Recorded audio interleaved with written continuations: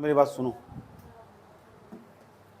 देखो, चलो ये बात ना करो, चुप हो जाओ, बंद करो कॉपी से, सब बंद करो। गढ़वाल का परमार वंश पढ़ रहे थे पिछले वाली क्लास में, कल माइक बंद होगा था और जो क्लास थी ना थोड़ी उसमें आवाज़ नहीं आई, तो इसलिए मैंने पीडीएफ दे रखा है। वो पीडीएफ कहाँ दे रखा है, नंबर क्या है, 99 27 29, इसमें मैंने पीडीएफ दे रखा है और वो पीडीएफ से भी पढ़कर समझ में आ जाएगा। वह बात अलग है, किसी को मेरी लिपसिंग ही समझ में आ जाती है तो बहुत अच्छी बात है, ठीक। तो हो जा, कभी कभी ऐसी मिस्टेक ध्यान नहीं पड़ता ना। वो माइक बंद होगा था कल क्लास में, और कुछ 22-23 मिनट बता रहे थे, क्लास बंद रही 22-23 मिनट, मुझे नहीं पता कितनी देर रही। तो थोड़ा ध्यान रखे करो। गढ़वाल का परमार वंश आज समझने वाले, इस मतलब वही फैक्ट टच करो, आज खत्म कर देंगे सारा। गढ़वाल का परमार वंश पूरी तरह खत्म हो जाएगा, ठीक। जितना मैंने तुम्हें बताया ना इतना ही पेपर में होगा। क्या कभी ऐसा होगा कि उत्तराखंड का कोई पेपर बनने वाला कि गढ़वाल के परमार वंश से सारे सवाल दे देगा? ऐसा होगा? अगर तुमसे एक चैप्टर नहीं भी आ रहा तो छोड़ दो, क्या दिक्कत हो रही है, और वहाँ तो पूछने का नहीं। लेकिन वो फैक्ट पक्का पढ़ कर जाना। जैसे सुंगोली की संधि होगी तो एक छात्र तो अपेक्षा करी जा कि उसको पता होना चाहिए सुंगोली की संधि में क्या हुआ था, ठीक। उसके बाद महीपति शाह हो गया, उसके बारे में बहुत अच्छे अच्छे काम करे उसने। तिब्बत पर 3 बार आक्रमण कर दिया उसने। उसकी रोटी सूची प्रथा, ऐसी ऐसी जो प्रथा आ जा बीच में या कोई आंदोलन आ जा, वो तो पता ही होना चाहिए, ठीक। फैक्ट तो देख सभी भूल जा, लगभग सभी भूल जा, लेकिन कंसेप्ट बहुत जरूरी हो और कनेक्टिविटी बहुत जरूरी हो। अब तुम्हें पता लग रहा है कि क्या हो रहा है इसमें। 888 से चले थे निकम। गढ़वाल का जो पहला शासक था कौन था, कनकपाल। कब की बात थी, 888। तो 888 से लेकर गढ़वाल के परमार वंश में 1949 पर जाकर रोकेंगे आज, मानवेंद्र शाह पर जाकर। कहाँ से? और मानवेंद्र शाह भी मरा है 2007 के आसपास, 2007-8 के आसपास अभी मरा मानवेंद्र शाह। समझ गए? तो ज़्यादा पुराने राजा भी नहीं आए, तुम्हें पता। इनके पूर्वज यही तो चुनाव लड़ते रहे, टिहरी में, पौड़ी में, इनके तो पूर्वज हैं। ये पहले भी राजशाही करते थे, आज भी देखो राजशाही करते चले आ रहे। अभी हम समझेंगे क्या हुआ था। पिछले वाली क्लास में हमने पता क्या समझाया था, पिछले वाली क्लास में हम समझाए कि भाई जो गढ़वाल का परमार वंश हमारे पास मौजूद है, तो गढ़वाल का परमार वंश, गढ़वाल का जो संस्थापक हो ना, वो माना जाए कनकपाल को। कनकपाल ना आया था, तीर्थ यात्री था वो, ठीक। कहाँ से आया था? गुर्जर प्रदेश से आया था, मध्य प्रदेश के आसपास के वाले इलाके से आया था। और इसने यहाँ आकर ना, सुन लो ध्यान से, यहाँ आके इसने करा क्या, यहाँ आकर इसने एक वंश की नींव डाल दी, उसका नाम है गढ़वाल का परमार वंश। अपने नाम पर रख दिया गढ़वाल का परमार वंश। और मैंने कहा ना, उत्तराखंड का जो पश्चिमी भाग है वहाँ तो गढ़वाल का परमार वंश चल रहा है, और जो पूर्वी भाग है वहाँ पर चला कुमाऊँ का चंद वंश। तो दोनों पैरेलल में चल रहे, ठीक। लेकिन जो कुमाऊँ का चंद वंश है ना, वो खत्म हो जाएगा। तो कुमाऊँ का जब चंद्रवंश खत्म हो जाएगा तो उसका जो चंद्रवंश का अंतिम राजा था वो था महेंद्र चंद। कौन था? या उसके बाद भी कोई आया ही नहीं, अंतिम शासक वही तो महेंद्र चंद। अब महेंद्र चंद भी लगभग 17वीं-18वीं शताब्दी तक टिकेगा, उसके बाद इसका भी सत्यानाश हो जाएगा। सही बात है। इस पूरे एरिया पर गढ़वाल और कुमाऊँ पर दोनों पर जो गढ़वाली है उनका ही आक्रमण हो जाएगा। उसके बाद क्या होगा, गोरखाओं का आक्रमण हुआ था। कल हमने क्लास में पढ़ा कि जो उत्तराखंड था ना, इस पर फिर गोरखाओं का आक्रमण हुआ। जब गोरखाओं का आक्रमण हुआ 1790 के आसपास, तो क्या होगा, जो गोरखे लगभग 25 साल शासन करके चले जाएंगे। अब 25 साल तक जब शासन करके चले जाएंगे, गोरखों को इसलिए जाना पड़ेगा क्योंकि जो अंग्रेजी शक्ति थी ना, वह लगातार तेजी के साथ पनप रही थी। अंग्रेजों के बीच में और गोरखों के बीच में युद्ध होगा। कल हमने गोरखे के बारे में जाना कि गोरखों की प्रशासन व्यवस्था कैसी थी। कढ़ाया दीप यूज करते थे, गोला दीप यूज करते थे वे। हमने तुम्हें बताया कि अपने न्याय प्रशासन में कौन कौन सी चीजें यूज करते थे। अपने हाथ में एक खुरकी नाम की वस्तु रखते थे, पेट में देकर बाहर चीर कर निकाल देते थे। तो इतने डेंजरस व्यक्ति थे गोरखे। लेकिन गोरखे भी चले गए, पता कब चले गए, जब अंग्रेजी सेना ने नेपाल तक चढ़ाई करनी स्टार्ट कर दी। अंग्रेजी सेना का आधिपत्य नेपाल तक ही नहीं आया था, तिब्बत तक भी फैला हुआ था, चाइना भी उन्हीं के अंडर में था। अब सोच लो, तो इसे हल्के में भी नहीं लिया जा सकता। अंग्रेजी शासन बड़ा खतरनाक था। अंग्रेजी सत्ता, तो अंग्रेजी सत्ता अपने पैर पसार रही थी भारत के अंदर धीरे धीरे। जब अंग्रेजी सत्ता पैर पसार रही थी तो उनका संघर्ष ना गोरखों के साथ भी होगा, और जब गोरखे के साथ भी होगा तो गोरखों को जाना पड़ेगा अपने देश वापस जहाँ से आए थे, ठीक, 1815 में। लेकिन क्या हुआ अंग्रेजों के बीच में, एक तरफ तो अंग्रेज हो गए, एक तरफ अंग्रेज हो गए, एक तरफ कौन हो गए, टिहरी रियासत के राजा हो गए। टिहरी रियासत के राजा थे सुदर्शन शाह। कौन थे? तो अंग्रेजों के बीच में और टिहरी रियासत के राजा, एक छोटी छोटी रियासत हुआ करती थी, जैसे 10-20 गांव को मिलाकर ना एक रियासत बन जाती और उस रियासत का एक राजा हुआ करता था। रियासत कहते नहीं इसे सब कुछ रियासत में मिला, वही हो रियासत, उसका बाप भी पक्का वही राजा रहा होगा, समझ गए। तो उसके बाद क्या हुआ, सुनो ध्यान से, उसके बाद क्या हुआ, जैसे टिहरी रियासत हुआ करती थी, उसके जो राजा थे इस टाइम पर ये सुदर्शन शाह, शाह शाह शाह चलते आ रहे। ये शाह शाह की उपाधि बलभद्र शाह से स्टार्ट हुई थी, ये भी मैंने तुम्हें बताया था कल।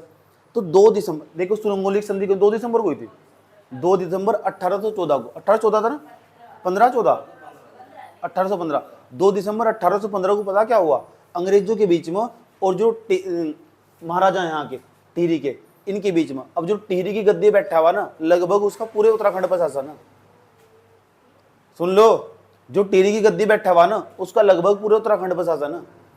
जब उसका पूरे उत्तराखंड पर शासन होगा ना, तो उसकी और अंग्रेजों के साथ संधि हुई। गोरखे तो चले जाएंगे, गोरखे वापस लौट गए, गोरखे लौट के वापस, वे वापस अपने देश लौट रहे। क्यों? क्योंकि अंग्रेजों का आधिपत्य बढ़ता चला जा रहा था। तो अंग्रेजों के बीच में, और जो सुदर्शन शाह था, यहाँ टिहरी रियासत का राजा था, रियासत तो पता ही लगी होगी तुम्हें क्या हो, तो यहाँ इतने एरिया में 5-7 गांव को मिलाकर रियासत बन जा। तो जो राजा था ना, उनके बीच में संधि हुई। अब जो संधि हुई उसमें समझ लो संधि में क्या हुआ, इसे सुंगोली की संधि क्या हुआ, संधि उसे क्या हुआ, जब 2 व्यक्ति आपस में बैठ जा कि चलो हम बातचीत कर लेते हैं, उसे संधि कहते हैं।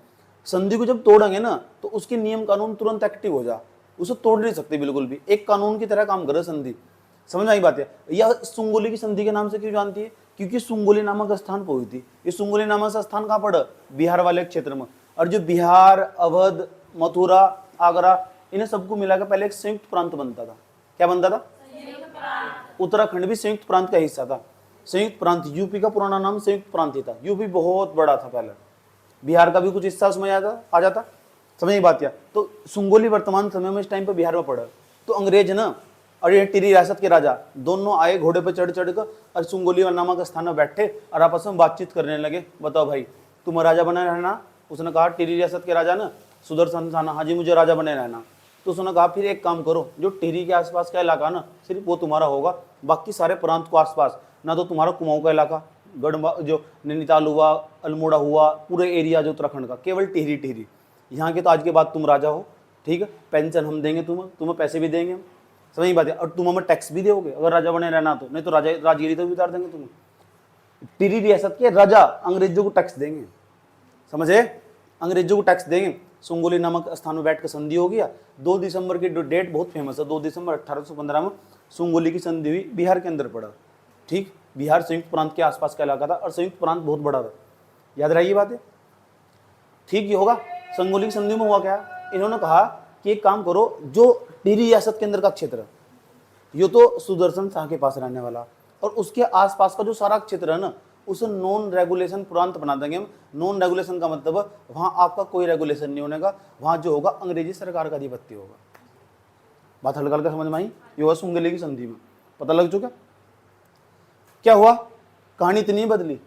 उत्तराखंड का जो पूरा का पूरा क्षेत्र था, जब 1901 का टाइम आया, ये तो 1815 की बात चल रही, 1815 की बात चल रही, 1891 में देखो, 1891 में ये नॉन रेगुलेशन प्रांत, पहले तो 2 दिसंबर 1815 के बाद नॉन रेगुलेशन प्रांत बना गया। जब हम नॉन रेगुलेशन प्रांत कह रहे हैं ना, नॉन रेगुलेशन शब्द एक प्रकार का अंग्रेजी शब्द, रेगुलेशन का मतलब वो नियंत्रण करना, जहां नियंत्रण ना हो किसी का भी, नॉन रेगुलेशन प्रांत बना दिया हमने। टिहरी रियासत में तो रेगुलेशन होगा, रेगुलेशन किसका होगा, टिहरी रियासत के राजा सुदर्शन शाह का। आसपास का क्षेत्र नॉन रेगुलेशन प्रांत होगा, वहां जो अंग्रेज चाहेंगे वो जो चाहेंगे वो करेंगे। इतनी बात बताओ समझ में नहीं। लेकिन 1891 के अंदर ना इस नॉन रेगुलेशन प्रांत को खत्म कर दिया गया। नॉन रेगुलेशन प्रांत था ना, खत्म कर दिया गया। और जब खत्म कर ही दिया गया, जो नॉन रेगुलेशन प्रांत था, टिहरी रियासत अब भी बनी हुई, टिहरी रियासत को कोई दिक्कत नहीं है। अब जो नॉन रेगुलेशन प्रांत है उसके आसपास का जो क्षेत्र, टिहरी रियासत के आसपास का जो क्षेत्र सारा उत्तराखंड का, इसका जो नॉन रेगुलेशन प्रांत था उसको हटा दिया गया। और 1901 में उस पूरे इलाके को मिला के, सारा का सारा इलाका, टिहरी रियासत को छोड़ दो तुम, बाकी पूरा इलाका उत्तराखंड का सारा संयुक्त प्रांत में चला गया, यूपी का हिस्सा बन गया। ठीक, आज के समय में यूपी कहते हैं, पहले संयुक्त प्रांत कहते थे। बिहार का भी कुछ हिस्सा उसमें आ जाता था, यूपी का भी, मध्य प्रदेश का भी बहुत बड़ा था संयुक्त प्रांत, बहुत बड़ा। बात समझ में आई है। तो अब जाना केवल टिहरी रियासत रहेगी, थारा उत्तराखंड मर गया। भी 1901 की बात है। ये 1901 वही सन जब महात्मा गांधी सबसे पहली बार भारत के अंदर पधारे थे, आए थे। उन्हें कोई नहीं जानता था उस टाइम पर। महात्मा गांधी की ख्याति, महात्मा गांधी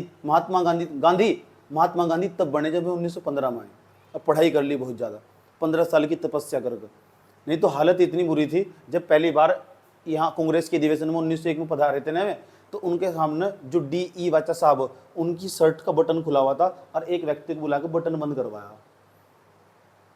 कोई नहीं जानता था, और किसी को क्या पता था यही व्यक्ति 15 साल बाद आगे इस पूरे एरिया पर शासन करके चला जाएगा और सबको जगाने का काम करेगा। समझ गए? समझ में आया क्या कहने कुछ कर जा रही है? चलो कोई बात नहीं, इतनी तो बात हो ही गई, आगे बढ़ो। पता लग गया क्या था, नॉन रेगुलेशन प्रांत था। ये पूरी की पूरी कहानी एक स्टोरी समझ में आनी चाहिए हुआ क्या। इसके बाद क्या हुआ, 1901 के अंदर, 1901 की बात बता रहा हूँ, ये सारा का सारा इलाका जितना भी है था, ये सारा नॉन रेगुलेशन प्रांत हटकर पता संयुक्त प्रांत में चला गया। और संयुक्त प्रांत क्या है वर्तमान समय का? यूपी। समझ आई बात? है पहले यूपी बहुत बड़ा हुआ करता था जब संयुक्त प्रांत था। ये पेपर में प्रश्न पूछा जा कि यूपी का पुराना नाम क्या है? संयुक्त प्रांत। तो हम संयुक्त प्रांत का हिस्सा थे। क्या उत्तरा जो हरिद्वार जहां हम रह रहे, ये संयुक्त प्रांत का हिस्सा? यस, ये संयुक्त प्रांत का ही हिस्सा था पहले। और देहरादून, टिहरी को छोड़कर सारा उत्तराखंड का सारा कहां चला गया था? कब की बात है? 1901 की। कहते हैं वक्त बदलता है, जज्बात बदलते हैं। फरवरी 1816 का टाइम आया। कब का टाइम आया? फरवरी 1816 के आसपास। पता क्या हुआ? डेट नहीं पूछने का, घबराने की कोई जरूरत नहीं है। जो डेट पूछेगा ना वो सुंगुली की संधि में क्या हुआ था ये पता होना चाहिए और चीजें समझ में आनी चाहिए। अगर तुम्हें चीजें समझ में आ जाएगी ना, कंसेप्ट अगर तैयार होगा तुम्हारा, तुक्का भी मारोगे सही जाएगा। समझ गए? तुक्का भी मारोगे तो भी सही जाएगा। नेक्स्ट, उसके बाद पता क्या हुआ? फरवरी 1816 के आसपास की बात है, अंग्रेजी सेना ने नेपाल पर चढ़ाई कर दी। अच्छा, नेपाल पर चढ़ाई करने का मतलब पता क्या? ये पूरा का पूरा पहाड़ी इलाका कर नेपाल का पूरा चढ़ाई करने का मतलब नेपाल को जीतने जा रहे हैं अंग्रेजी सेना। समझ गए? अब क्या करते, जो गोरखे थोड़े बहुत कुआं बचे हुए थे ना, वे अपने देश वापस लौटना स्टार्ट कर दिए। अंग्रेजी सेना बहुत खतरनाक थी। पहला पॉइंट, उनके पास ना आधुनिक प्रकार के हथियार थे। अगर जब सेना के पास आधुनिक प्रकार के हथियार होंगे ना, किसी भी सेना के पास, ठीक, टेक्नोलॉजी का ज्यादा उपयोग करती होगी, तो सामने वाली सेना चाहे कितनी भी बड़ी सेना क्यों ना, तभी हार जाएंगे तुरंत। चाइना वाले कहते हैं आओ भारत वालों हमारे साथ लड़ो, हम तुम्हें बंदूक की गोली नहीं चलाने के, हम तुम्हारे पास ऐसा वायरस छोड़ देंगे, कोरोना वायरस, तुम सारे मर जाओगे। हमने प्रैक्टिकल लैब में तैयार कर रखा हो। इसे क्या टेक्नोलॉजी ये। और एक सामने वाला कर, मैं मार दूंगा, तोड़ दूंगा, फोड़ दूंगा, ये कर दूंगा, वो कर दूंगा, पढ़ा जा रहा है, लिखा जा रहा है। उसने थोड़ा सा वायरस छोड़ दिया, सारे मर गए, तड़प तड़प को दम घुट को। यस और नो? 4 मार्च 1816 को गोरखाओं ने भी सुंगुली की संधि स्वीकार कर ली। ये बड़ी इंपॉर्टेंट बात है, पूछा जा गोरखाओं ने, क्योंकि गोरखाओं ने सुंगुली की संधि स्वीकार नहीं करी थी। जिस डेट को स्वीकार करी उन्होंने अपनी हार स्वीकार कर ली। एक प्रकार से सुंगुली की संधि कहीं ना कहीं गोरखाओं की हार थी, कह सकते हैं। तो सुंगुली की संधि उन्होंने 4 मार्च 1816 तक एक्सेप्ट कर ली थी और गोरखे अपने देश वापस लौट गए थे। समझ में आई बात? वही 25 साल तक शासन नाहन का। सुंगुली की संधि 4 मार्च 1816 को स्वीकार करी थी गोरखाओं ने। उन्होंने मान लिया कि इस एरिया पर पूरे पर कहीं ना कहीं गोरखाओं का अब जा अंग्रेजी सरकार का और टिहरी रियासत के राजा सुदर्शन शाह का ही शासन होगा। लेकिन सुदर्शन शाह ने टिहरी के अंदर बहुत अच्छे काम करे, और जो भी काम करे में पेपर में हर बार का प्रश्न पूछा जा। अब जब यूं तो है नहीं कि सुदर्शन शाह 1815 में आएंगे, पूरी जिंदगी टिहरी रियासत में बैठे रहेंगे, मरेंगे तो है ही, भवानी शाह आ जाएंगे। फिर कौन आ जाएंगे?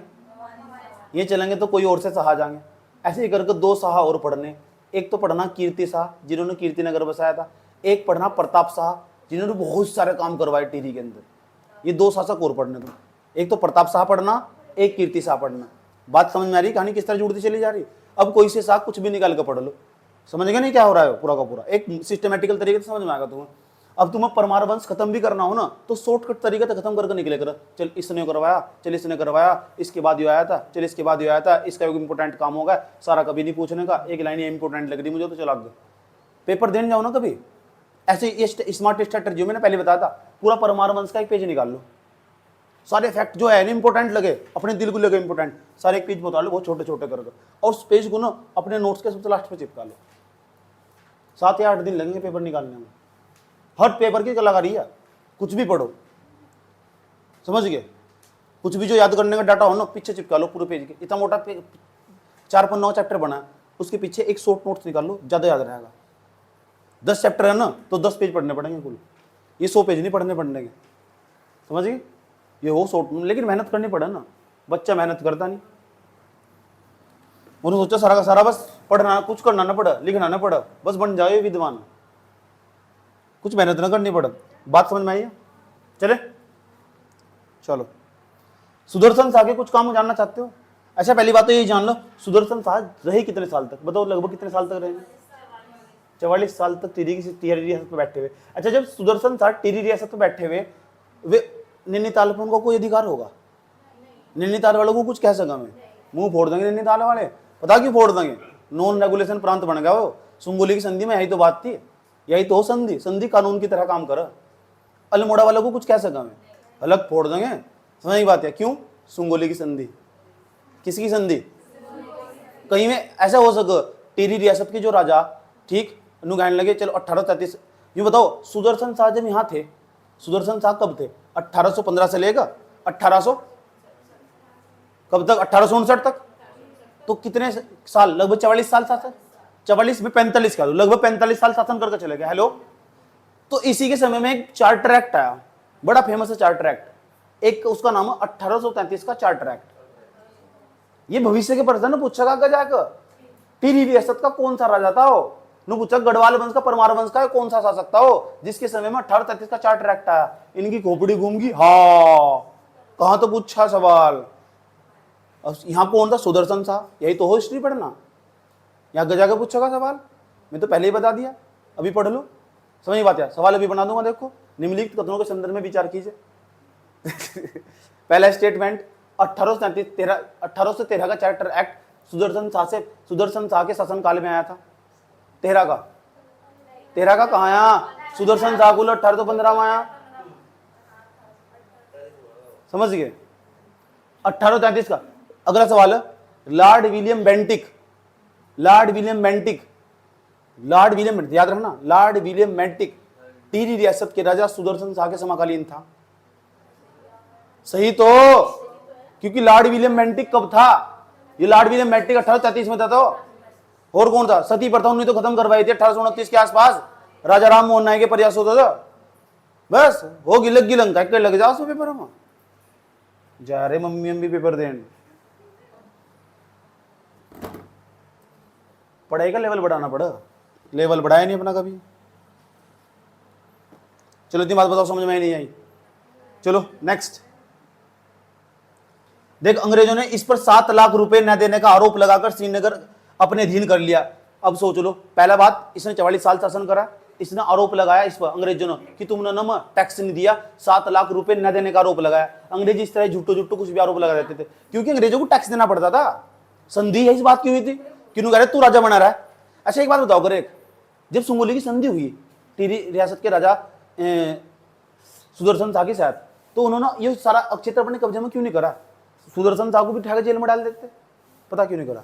जनता से भी डरते थे अंग्रेज, जनता तुरंत आंदोलन कर देती, और सब जनता जहां भीड़ है ना वहां मामला हो जाए गड़बड़ बिल्कुल, फिर नहीं सामने कोई बोलता। इसलिए उन्होंने बहुत चालाकी खेल ली।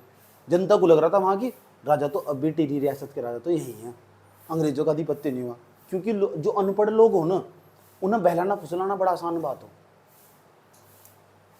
मान लो कल को कोई यहाँ आया एक बिजनेस समझाने वाला, MBA वाला व्यक्ति आएगा, कोई भी तुम्हें समझाने आएगा, ठीक, और तुम्हें बिजनेस के बारे में समझाएगा, कुछ भी चला गया तो तुम्हें हाँ इसमें तो इतने पैसे मिला, इसमें इतने पैसे मिला, इतने पैसे मिला। अब बेचारे को जो वहाँ जॉब कर रहा है ना, उसे रगड़ रखा है 18 घंटे, दूसरों को दिख रहा है वाह कितने पैसे है, और वहाँ हालत कुछ और। अब तुम्हारे एकदम तुरंत समझ में बैठता है क्योंकि तुम्हें उसकी जानकारी नहीं है। समझ गया बात? समझ में आई? तो इसलिए ना टिहरी रियासत पे उन्होंने किसे बैठाना वाजिब समझा? किस? सुदर्शन शाह को। बड़े तेज थे, बड़े हरामी थे। सुंगोली की संधि जब हुई थी, सुदर्शन शाह ने 700 रुपए में 30 छोटे छोटे घर बनवाए थे, 700 रुपए में घर बनवाए थे। और आज ना प्रधानमंत्री आवास योजना के तहत 1.5 लाख रुपए में कमरा नहीं बनना है, उन्हें 700 रुपए में 30 घर बनवा दिए थे। पता क्यों? क्योंकि उस टाइम पर जो रुपए की ना करे क्षमता थी वो बहुत ज्यादा थी। उसे बोलो परचेसिंग पावर पैरिटी। हिंदी में क्या बोल लो? पीपीपी तो इंग्लिश में बोल रहे, हिंदी में क्या बोल लो? रुपए की क्रय क्षमता तो वो ज्यादा थी पहले, कम पैसों में ज्यादा चीजें खरीदी जा सकती थी। इकोनॉमिक्स पे पढ़ो। यस और नो? सुदर्शन शाह 1804 से 1814 तक कनखड़, ओहो पड़ोसी हमारा, जवालापुर, ओहो पड़ोसी हमारे, हरिद्वार में रहा था। बता क्या कर, कब तक रहा हो? अच्छा 10 साल यहाँ से करवा के चला गया। कहाँ सीधा हो? कनखल। 1820 में ब्रिटिश पर्यटक मूरक्राफ्ट टीरी आया था। ये ब्रिटिश पर्यटक, इसका नाम याद रखना, मूरक्राफ्ट। कब आया था? 1815 में। 20 में था, 15 में आया था? 20 में। टीरी रियासत के राजा सुदर्शन शाही थे उस टाइम पर, और यो आया था भैया। हेलो, चलो भाई बात ना करो, इतनी बात बताओ, समझ में नहीं आई? कोई दिक्कत यहां तक? तो मूरक्राफ्ट किसके समय में आया था? मूरक्राफ्ट कौन था? ब्रिटिश यात्री था। ये आया था सुदर्शन शाह के समय में 1820 में। मूरक्राफ्ट का सवाल पूछा हुआ, इसलिए मैंने इसे टच कर दिया यहां से। इस पे स्टार लगा सकते हो। इसमें एक चीज और लिखी हुई देखो, यहां से शिरोमणि लिखा हुआ नहीं। सुदर्शन शाह एक कला प्रेमी था, कला तो बहुत प्रेम करता था। कौन? सुदर्शन शाह। सुदर्शन शाह को कला वेदों का शिरोमणि या मूरक्राफ्ट ने कहा। इसे कला वेदों का शिरोमणि भी कहा जा। सुदर्शन शाह को पूछा जा सके तुमसे, और कहा कि मूरक्राफ्ट न, मूर्ख नहीं, मूरक्राफ्ट। मूरक्राफ्ट कौन? ब्रिटिश यात्री। सही बात यार, ब्रिटिश पर्यटन यात्री कह सको सर। सुदर्शन शाह का विवाह हिमाचल प्रदेश की खतेनी ठाकुर की पुत्री से हुआ था। हमें क्या लेना, बस इतना याद रखियो, हिमाचल प्रदेश में इसकी रिश्तेदारी थी। छोड़ दो सर, जाओ कभी इसके ससुराल में। 1869 में चला गया बेचारा, चला गया छोड़ के। इसके काम बड़े इंपॉर्टेंट, और इसका कोई इंपॉर्टेंट नहीं है, काम बड़े इंपॉर्टेंट। 1823 में टिहरी में पहला भूमि बंदोबस्त सुदर्शन शाह ने करवाया था। पहला भूमि बंदोबस्त। अच्छा, इसमें भूमि बंदोबस्त में हुआ क्या? जब भूमि बंदोबस्त हुआ करते थे, क्या करते थे? एक जमींदार नियुक्त कर देते थे। जमींदार नियुक्त कर दिया, प्रत्येक गांव में एक जमींदार नियुक्त कर दिया। जो गांव में जाकर, अब जो टिहरी रियासत के राजा हुआ करते थे ना, वे अपने एक अधिकारी को भेजते, जा उस व्यक्ति से जाकर टैक्स लेगा। और वो गांव का जो जमींदार हुआ करता था, वो गांव का जमींदार पता किससे टैक्स लेगा? गांव के प्रत्येक व्यक्ति से। और टैक्स कैसे लेगा? टैक्स लेगा भूमि में से। अब भूमि में से कैसे लेगा? खेत में निकली 5 बोरी। अच्छा, तो एक काम करो, 3 बोरी हमारे घर में गिर जाओ। वो जो मुखिया हुआ करता था गांव का जमींदार, 3 बोरी हमारे घर में गिर जाओ, ऐसा करके। और भी 3 बोरी में था ना, 1 बोरी वो खुद लगता था, और दो बोरी ना ये राजा के दरबार पर चली जाती थी। ऐसे ऐसे भूमि बंदोबस्त चलते थे। ये पहला भूमि बंदोबस्त। तो राज्य तो चलाना ही था, कैसे चलाता? ऐसे थोड़ा ही चलता राज्य, पूरा का पूरा साम्राज्य ऐसे चलता था। वर्तमान समय का FCI, food corporation of India में पता लग गया ना कैसे कैसे व्यवस्था चलती थी। ठीक, इन्हें पहले इतने बोलते थे जमींदार, माहलदार, जो टैक्स लेते थे गांव से, समझिए, नंबरदार, इन ऐसे बोलते थे। तो ये यही सवाल पूछेगा तुमसे कि टिहरी के अंदर सबसे पहली बार ना, टिहरी के अंदर जो पहला भूमि बंदोबस्त किसने करवाया था? 1823 में करवाया था। किसने करवाया था? सुदर्शन शाह ने। ये सर नो। 1824 में रवाई परगने को टिहरी राज्य में शामिल करा, वो भी इसने करा। किसने? सुदर्शन शाह ने। 1848 में ना इसने टिहरी के अंदर एक राजभवन बनवाया, जिसे पुराना दरबार के नाम से जानते हैं। कि कौन सा दरबार? ये किसने बनवाया? ये भी सुदर्शन शाह ने बनवाया। सुदर्शन शाह ने गांव की व्यवस्था के लिए कमीन की नियुक्ति कर रखी थी, जिसे हम प्रधान क्या हुआ ना, उसे क्या हुआ? कमीन। कमीन नहीं, कमीन, कमीना, कमीन नहीं, कमीन। और मुझे, और आओ जी कमीन साहब जी बैठो जी, ऐसे नहीं गांव के प्रधान को, आओ जी कमीन जी बैठो। आज भी लोग इस तरह ही कह रहे हैं। वहां कुछ इलाकों में ऐसा है, आज भी वहां के आसपास के लोग नहीं कहेंगे ये हमारे गांव के कमीन जी है। कमीन नहीं, कमीन जी। राजस्व का धन इकट्ठा करने के लिए इसने एक कामदार नामक अधिकारी इकट्ठा कर रखा था। जो मैंने तो बताया था, एक अधिकारी था जो राजस्व टैक्स वसूला करता था। उससे तो साम्राज्य चलेगा, उसे बोलते थे कामदार। अजय ब्राह्मण ने सुदर्शन शाह को दाता ज्ञाता सुरमा क्या बता रखा, बताओ? ठीक है, सुरमा भी कह रहे लोग इस जो किताब लिख रहे हैं। सुदर्शन शाह ने अपने आप को सूरत कवि कहा है। कौन सा कवि? बताओ भाई, ये कहां की कवि? सुदर्शन शाह ने कवि सूरत के नाम पर सभा सार ग्रंथ की रचना की, जो ब्रज भाषा में लिखा है। 8वीं लाइन सबसे ज्यादा इंपॉर्टेंट, क्लिक कर लो, 8वीं लाइन को स्टार्ट बना लो। पूछा जाएगा तुमसे सभा सार ग्रंथ किसने लिखा है? सुदर्शन शाह ने। किसने? कवि सूरत के नाम पर। अब आया महाराजा भवानी शाह। कौन आया? भवानी सहाया ये साधु प्रवृत्ति का इंसान था, ठीक। इसका शासनकाल ला 59 से लेकर 71 तक 20 साल ला, कुछ ज्यादा खास नहीं है, ठीक। ये बाबा थे, बाबा कौन थे? बाबा। इनके बाद आए 1871 में आए राजा प्रताप शाह। कौन आए? महाराजा प्रताप शाह। इनके काम बड़े इंपॉर्टेंट, इसे ना देखो यहां इसके अंदर पहले नंबर पर क्या लिखा, दूसरे नंबर का शासन पॉइंट पढ़ो। 1877 में प्रताप शाह ने प्रताप नामक नगर की नींव डाली थी, जो झूलकर नदी के तट पर है। जलकूर क्या लिखा? जलकूट नदी के तट पर। इसे छोड़ दो, कोई दिक्कत नहीं। पूछा प्रताप नगर की स्थापना किसने करी थी? प्रताप शाह ने, महाराजा प्रताप शाह ने। याद रहेगी बात? और जो तीसरा पॉइंट नोट्स के अंदर जो लिखा हुआ तीसरा पॉइंट बड़ा इंपॉर्टेंट, प्रताप शाह ने टिहरी में अंग्रेजी शिक्षा की नींव डाली थी सबसे पहली बार। याद रखनी बात। या प्रताप शाह ने टिहरी में अंग्रेजी शिक्षा की नींव डाली थी। इस पैसा में लिखा हुआ नोट्स में, इस पर स्टार लगा दो, पूछा जाएगा तुम तो बताओ कि जो टिहरी के अंदर अंग्रेजी शिक्षा की नींव किसने डाली थी? प्रताप शाह ने टिहरी में प्रिंटिंग प्रेस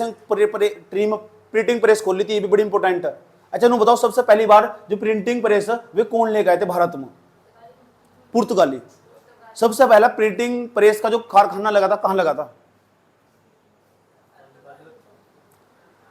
उत्तराखंड। बताओ।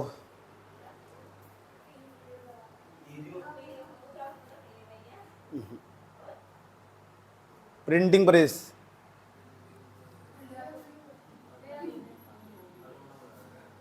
बताओ आज। पहला ऑप्शन टिहरी, देहरादून, मंसूरी, इनमें से कोई नहीं।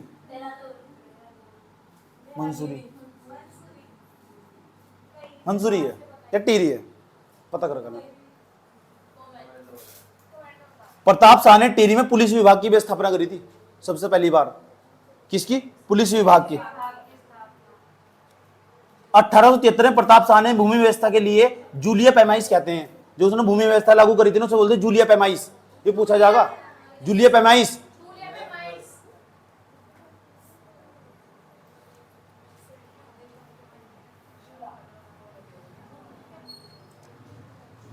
नेक्स्ट पढ़ो, इसमें पढ़ो 10वां पॉइंट, बस 10वां। प्रताप शाह के समय 1822 में लक्ष्मू कठेत लिखा हुआ नहीं के नेतृत्व में ढांढक आंदोलन हुआ था। जब आंदोलन पढ़ेंगे ना उत्तराखंड के, तब इसे ढांढक आंदोलन को डिस्कस करेंगे। बस याद रखना प्रताप शाह के समय में ढांढक आंदोलन हुआ था। पता तुम्हें ढांढक आंदोलन में क्या हुआ था? हम आगे डिस्कस करेंगे अच्छी तरीके से, थोड़ा डेप्थ बजा के समझाएंगे क्या कहानी थी इसकी। रोक रहे थोड़ा अपने आप को। महारानी गुलेरिया पे चले जाओ। गुलेरिया क्या है? अरे में लिख रखा है बुलेरिया, गुलेरिया था नोट्स में लिखा हुआ बुलेरिया, महारानी गुलेरिया।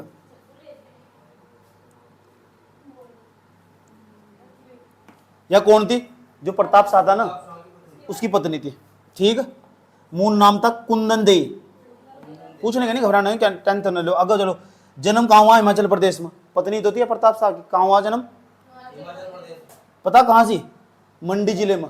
मंडी जिले में पता कौन जीतती? कंगना रनौत। जिसका थप्पड़ मारा मुंड पर भी खींच के।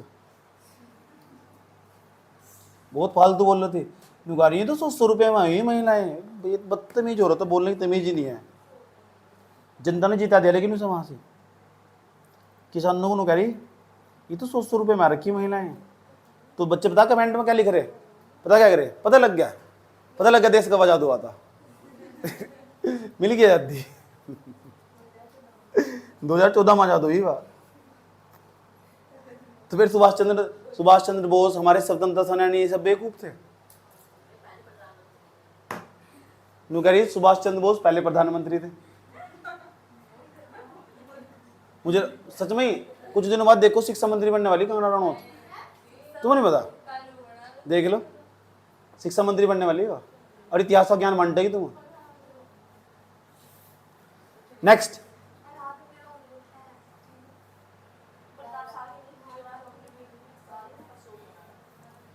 प्रताप शाह चले गए। 1 साल तक शोक मनाया। ऐसे होते ना तो 1 साल तक खाना ना खाते। जब मानते तुम ये थोड़ा ही खाना खाएगा शोक मना रहे हो, ऐसे ही शोक मनाया गया। हाँ कुछ लोग दुखी होंगे, 2-4 लोग, तीसरे दिन खाना खाना शुरू कर दो। तुम्हारे इतने इंपॉर्टेंट नहीं है, तुम जाओ आज ही मर जाओ तुम, और 3 दिन ना बाद में बता तुम्हारे घर वाले इधर इधर, चौथे दिन 4 दिन बाद सब भूल जा, कोई नहीं पूछता किसी को।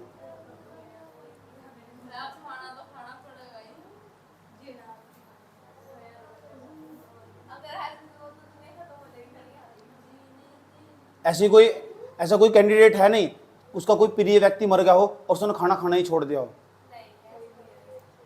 माँ भी खाना खाओगी, अपने बच्चे तो ना प्रेम करेगी।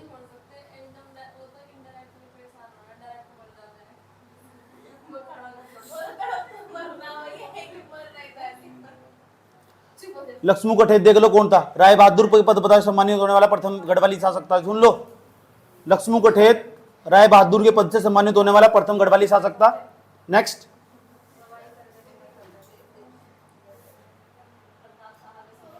प्रताप शाह के समय पाला बिसाऊ एक टैक्स की प्रथा थी, इसके समय में शुरू करी थी इसने। या इसका विरोध करा था लक्ष्मू कठेत नहीं, राजा का विरोध कर दिया।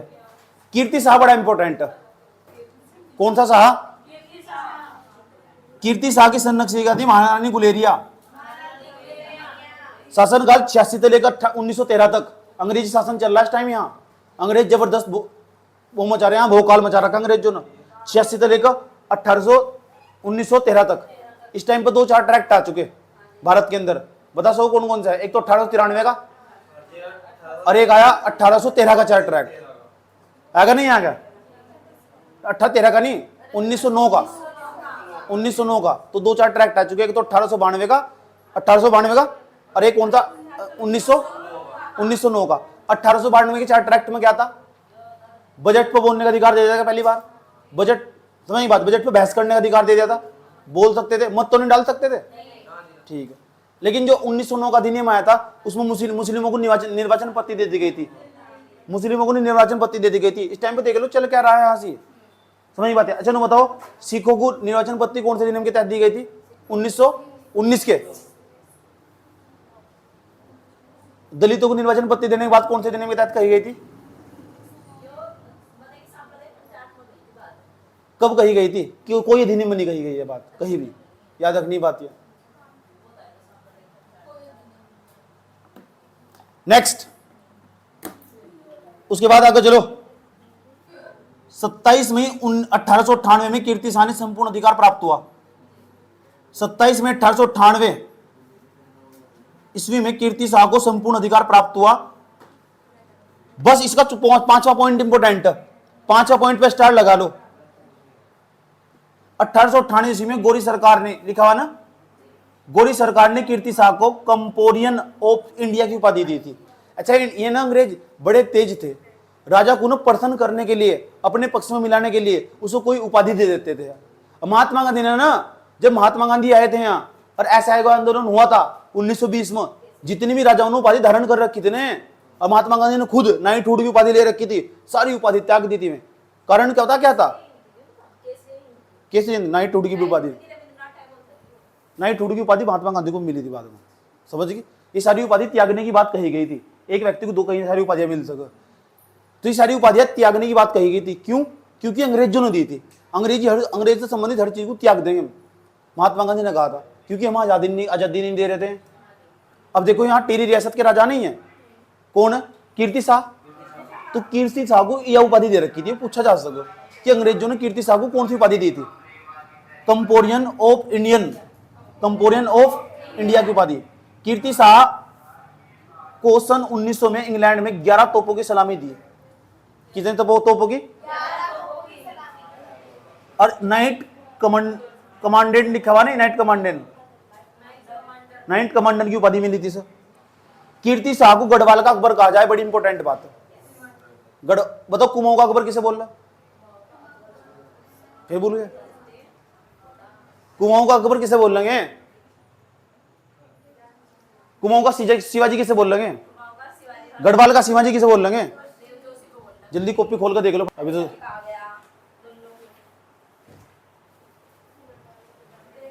अब सवाल है, देखो, कीर्ति शाह को गढ़वाल का अकबर भी क्या जाता?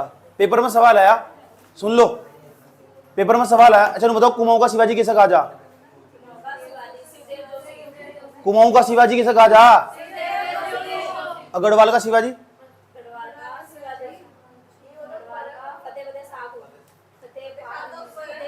ढंग से पढ़ लो, मैं खाल उतार दूंगा तुम्हें, मैं अभी कह रहा हूँ। कौन लिखवा रखा? गढ़वाल का शिवाजी, गढ़वाल का शिवाजी कौन?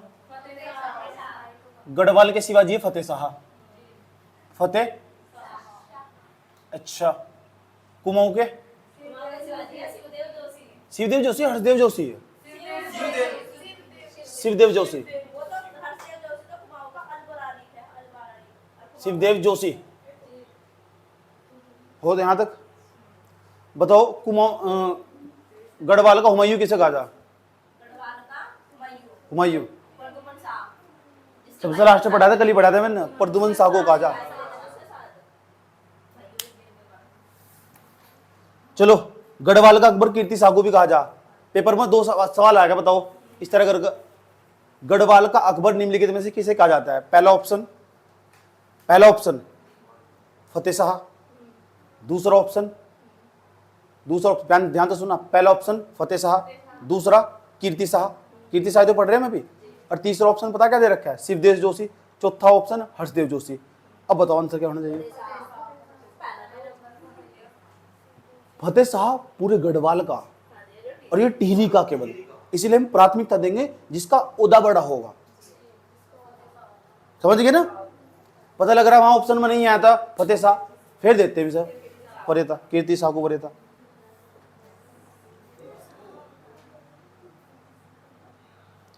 कीर्ति शाह ने स्वामी राम तीर्थ को जापान में अंतरराष्ट्रीय धर्म सम्मेलन में भेजा था। कीर्ति शाह के द्वारा किए गए कार्य वेरी वेरी इंपॉर्टेंट। किसी शासक के द्वारा जो काम करे जाना सबसे ज्यादा इंपॉर्टेंट यही है, ठीक ना? तो उसका जन्म ना मरण इंपॉर्टेंट है। किसी शासक ने जो काम करे और जो कौन कौन से पाठशाला खुलवाई, कहां कहां क्या क्या करा सुना, वही इंपॉर्टेंट है। टिहरी में कीर्ति शाह ने वेधशाला का निर्माण करवाया। किसका? ताकि जो ना दवाइयां रखी जा सको और जनता का इलाज करा जा सके। टिहरी को नगर पालिका बनाने का श्रेय कीर्ति शाह को दिया जा। उसके बाद अगर बताओ उत्तराखंड में कितनी नगर पालिका? टोटल नगर पालिका, नगर निगम कितने पहले नु बताओ? 9 कि 10? नगर पालिका कितनी? नगर पालिका बताओ 45, 46, 47। नगर निगम कितने? 9। कितने ब्लॉक है भारत उत्तराखंड के अंदर? तहसील कितनी टोटल? तहसील कितनी उत्तराखंड के अंदर? गांव बता दो चलो, उत्तराखंड के अंदर गांव कितने टोटल? गांव बताना और तहसील बतानी। ऐसे ब्लॉक का नाम बताना, ऐसे ब्लॉक का नाम, ऐसे जिले का नाम बताना, ऐसे जिले का नाम बताना जहां सबसे ज्यादा ब्लॉक हो। पौड़ी गढ़वाल सही है 95। पौड़ी गढ़वाल के अंदर बताओ कितने ब्लॉक हो? 11, 12, 13, 14, 15। टोटल गांव कितने? 16,674। 110। इसे सोच लो एक बार, 110 तहसील क्या? अच्छा जिले तो बता दो कितने? हाँ जिले भी नहीं बता उत्तराखंड के अंदर कितने जिले? यूपी के अंदर कितने जिले? 78 हो गए। अच्छा 75 जिले। उत्तराखंड के अंदर 13 जिले। सुन लो, बात ना करो, चुप हो जाओ। ऐसे जिले का नाम बताओ जहां सबसे ज्यादा ब्लॉक हो। पौड़ी। ऐसे जिले का नाम बताओ जहां सबसे कम ब्लॉक हो। कॉमन सेंस यूज करो, कॉमन सेंस। जहां सबसे कम ब्लॉक होंगे। चंपावत जा रहे, आधे रुद्रप्रयाग के साथ जा रहे होंगे। ऑप्शन में तो चंपावत है ना रुद्रप्रयाग है। ऑप्शन तो सुन ले मेरे। निम्नलिखित में से ऐसा कौन सा जिला है जिसमें सबसे कम ब्लॉक है? पहला ऑप्शन उत्तरकाशी, दूसरा चमोली, तीसरा देहरादून और चौथा हरिद्वार। आजकल ऐसे सवाल बनाने लगे। उन्होंने पूछा सबसे बड़ा कौन सा था, सबसे छोटा कौन सा था, बीच के ठहर पूछेगा, पूछेगा इन्हें बता कौन सा सबसे ज्यादा।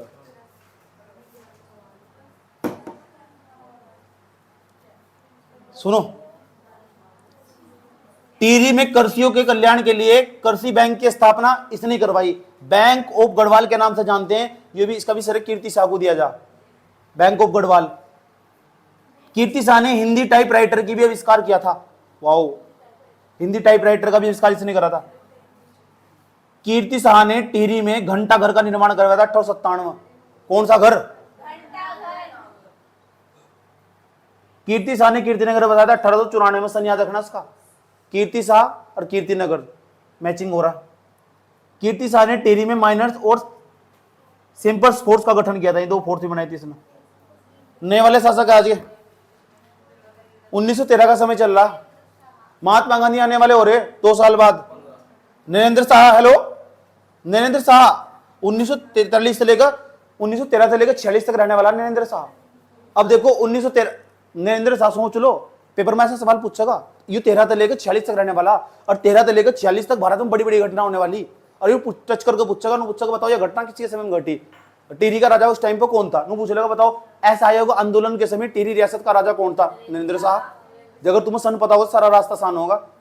पता लग गया तुम्हें, क्योंकि 13 से लेकर 46 तक रहने वाला है।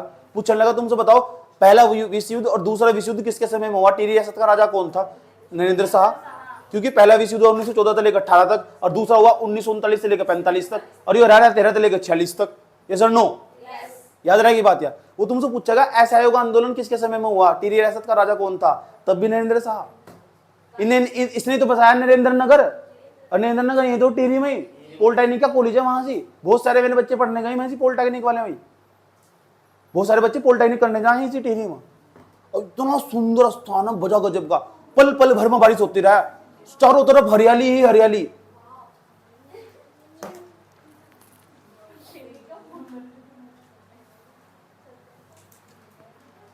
आ जाओ 13 से लेकर 46 तक सुनो। साइमन कमीशन किसके समय में आया? तब नरेंद्र शाह। तो भारत के अंदर भारत को आजाद कराने के लिए जो आजादी का रास्ता बनाया जा रहा था वो भी नरेंद्र शाह के समय में बनाया। अच्छा, नरेंद्र शाह ने अंग्रेजों का साथ दिया होगा कि महात्मा गांधी का? अंग्रेजों का साथ दिया था। मरना तो थोड़ा ही सर, सही में अंग्रेजों का साथ दिया था। उत्तराखंड वाले के जितने भी शासक हैं सारे हरामी थे, सारे अंग्रेजों के हितैषी थे। पक्की बात बता रहा हूं, तुम पक्की खबर है बिल्कुल। किसी ने महात्मा गांधी का साथ नहीं दिया। उत्तराखंड वालों का तो योगदान ही नहीं है भारतीय स्वतंत्रता आंदोलन में। गिने चुने 4-5 लोग दिखाई देंगे तुम। जब भारत को आजादी दिलाने के लिए रास्ता बनाया जा रहा था, महात्मा गांधी इस रोड पर चल रहे थे, उत्तराखंड के 2-4 लोग कूद गए थे बस इसमें। ये महात्मा गांधी जा रहे, आ जाओ भाई इंगित आएगा जवाहरलाल जोशी में भी आ लिया, चलो भाई एक और आ गया, इधर तो कूद गए, 1-2 और आ गए, और उनका ही नाम फेमस है, उनमें उठा के सवाल बना दिया। ये तो दूर दूर रहे, कह रहे ना हम तो अंग्रेजों के साथ ठीक है।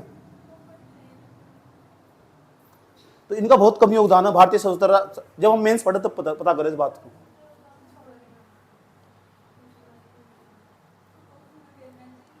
एक्चुअली बात ऐसी, उस टाइम पर हम संयुक्त प्रांत में थे और संयुक्त प्रांत का पूरा योगदान है, ठीक, इतने एरिया का कम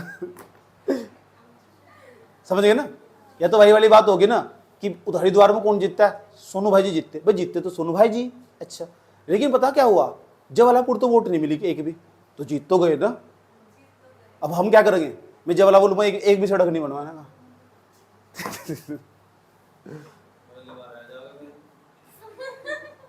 अगली बार चुनाव नहीं लड़ने का मैं।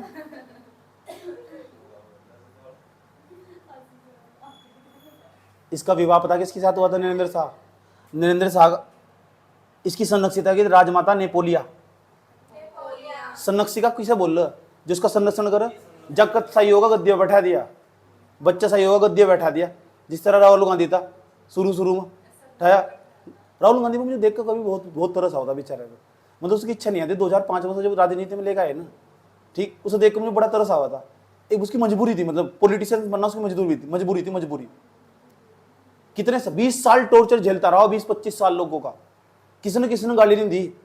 पता क्या कहा? ये तो पप्पू, ये तो अब पता लग रहा तुम्हारा बाप हो। समझ बात है। अच्छा, भारत के पॉलिटिशियंस कैसे होने चाहिए ना, राजनीति कैसी होनी चाहिए, वो राहुल गांधी से सीखो जाएगा बजा। इतनी नैतिकता उसके अंदर बड़ी पड़ी। हम भी उसी शरीर में थे पहले, पप्पू कर रखा।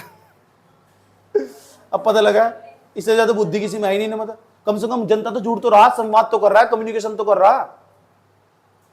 ठीक, जैसे उसके पापा करते थे राजीव गांधी।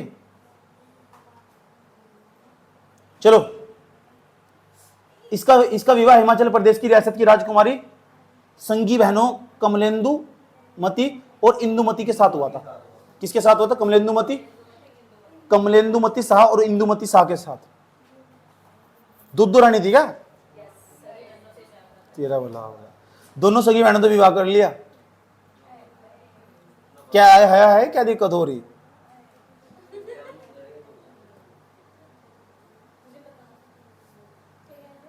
देखो, नरेंद्र शाह ने ना 1921 में राजधानी नरेंद्रनगर स्थापित कर ली थी 1921 में, और कारण भी यही था, कमलेंदुमती शाह यही रहा करती थी। रियलिटी वाली बात बता रहा हूं तुम। पहले टिहरी में थी राजधानी। इस प्रक्रिया में 30 लाख रुपए का खर्च आया था। जो रानी को पसंद है वो जनता को पसंद करवा दिया सर। कुछ खास दे। पहली घटना हुई इसके समय में 2 बड़ी घटना हुई, ध्यान से सुनना अच्छे तरीके से। नरेंद्र शाह के समय में दोनों लिख रखी, मैंने यही पूछा जा इस तरह करके किसके समय में हुई है। 30 मई 1930 को तिलाड़ी कांड हुआ, ये हम समझेंगे अच्छी तरह आगे जाकर। पता कुछ तिलाड़ी कांड में क्या हुआ था? किसी को पता? अगम पढ़ने वाले उत्तराखंड के आंदोलन सारे के सारे। फिर मैं इसका जिक्र करूंगा कि नरेंद्र शाह के समय में तिलाड़ी कांड हुआ था, भी याद रख लो। ठीक, एक और हुआ दूसरी घटना 25 जुलाई 1944 को ना, श्रीदेव सुमन है, जो श्रीदेव सुमन का नाम नहीं सुना तुम ना, आंदोलन करते करते मर गए। ठीक, 84 दिनों तक भूख हड़ताल करी, उत्तराखंड के आंदोलन करा था उन्होंने। सही बात यह, बहुत बड़े मतलब पर्यावरणविद भी थे, बहुत अच्छे व्यक्ति थे। थोड़ा सा इनके बारे में डिस्कस करेंगे हम। ठीक, तो इनके समय में 2 बड़ी घटना हुई नरेंद्र शाह के समय में। दोनों घटना याद रहेगी। पहला तिलाड़ी कांड, दूसरा कौन सा? भूख हड़ताल कर दी थी, उनकी मृत्यु हो गई थी। 8वें नंबर का पॉइंट देखो, 23 जनवरी 1939 को देहरादून में टिहरी प्रजामंडल की स्थापना हुई थी। Very very most important question, 50 बार पूछ रखा क्वेश्चन। 1939 में देहरादून के अंदर टिहरी प्रजामंडल, किसकी? अब नरेंद्र शाह के कार्य देख लो, कार्य बड़े इंपोर्टेंट देख लो, कितने सारे कार्य करे इसने। देखो, पहला कार्य क्या करा इसने? डोरी पेमेंस प्रथा का प्रयोग किया। ठीक, और सड़कें बनवाई। गढ़वाल का शेरशाह सूरी कहा जा सकता। कौन सी सूरी? कौन सा सूरी? अच्छा, बेगार जैसी जो कुप्रथा थी ना, उसे समाप्त कराने का सही से दिया जाओ। 1920 में समाप्त कर दिया था उसने। कृषि बैंक 1920 में से नहीं बनाया नरेंद्र शाह ने। टिहरी के अंदर ना एक इसने लाइब्रेरी बनवाई थी, सार्वजनिक पुस्तकालय, वो आज भी है। BHU बनारस हिंदू यूनिवर्सिटी 1 लाख रुपए दान दिया था इसने। चलो, और बताओ कुछ क्या खास बात है? पहली बार जनगणना करवाई थी टिहरी के अंदर। सबसे इंपोर्टेंट फैक्ट है, स्टार लगा लो उसके ऊपर। 1921 में पहली बार जनगणना करवाई थी टिहरी के अंदर। 1938 में टिहरी के अंदर ने एक हाई कोर्ट की स्थापना भी करी थी। हाँ सुन लो, टिहरी हाई कोर्ट के प्रथम मुख्य न्यायाधीश थे मुकुंदीलाल, बैरिस्टर मुकुंदीलाल, जो मोलाराम की पेंटिंग को फेमस करा था, वही है। इन्हें जज साहब बनाया था। मुझे बना देते बैरिस्टर मुकुंदीलाल को क्यों बनाया था?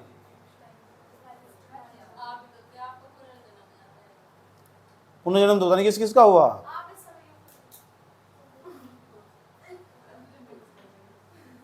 पढ़ लो। मानवेंद्र साहब प्लीज डोंट टॉक। नरेंद्र साहब भी चले गए, सुनने क्या? मानवेंद्र शाह आ गए, बोलो आ गए।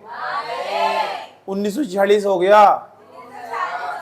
अगस्त 1946 में टिहरी राज्य में। अच्छा पहले बताओ, थोड़ी देर पहले मैंने तुम बताया प्रजामंडल की स्थापना कब हुई थी? पीछे चेक करके बताओ फैक्ट।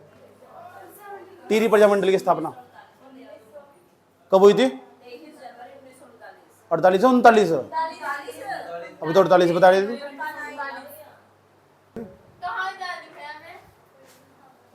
कल पता क्या हुआ?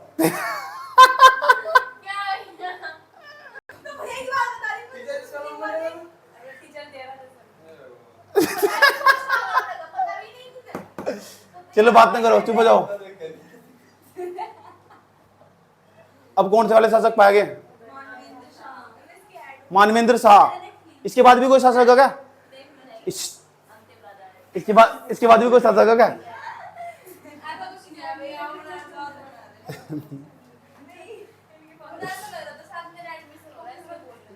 चुप हो जा।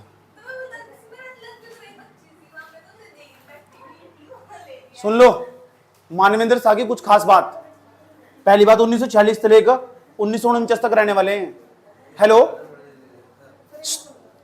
46 से लेकर, सुन लो, 46 से लेकर 49 तक रहने वाले। जब 46 से लेकर 49, मैडम चुप हो जाओ। जब 46 से लेकर 49 तक रहने वाले ने, 1949 में ऐसा क्या होने वाला कि बाद में जाकर शासक नहीं बनने वाले? पता क्या होने वाला? ऑपरेशन चलने वाला। ऑपरेशन कौन चलाएंगे पता? कौन?